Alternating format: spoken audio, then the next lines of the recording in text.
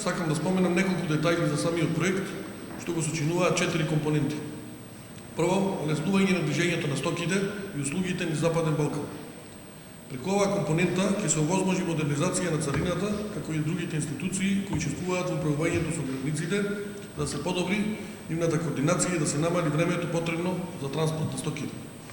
Ќе се подобрат капацитетите и работните услови на граничните премини Келфасан и Девебајер преку системи за размена на информации помеѓу граничните објекти, лентите за влез и излез, проширување на паркиралиштата, инсталација на медни мостови за камиони и ваги на граничните премини, воспоставување функционален едношелтерски систем и други технички подобрувања.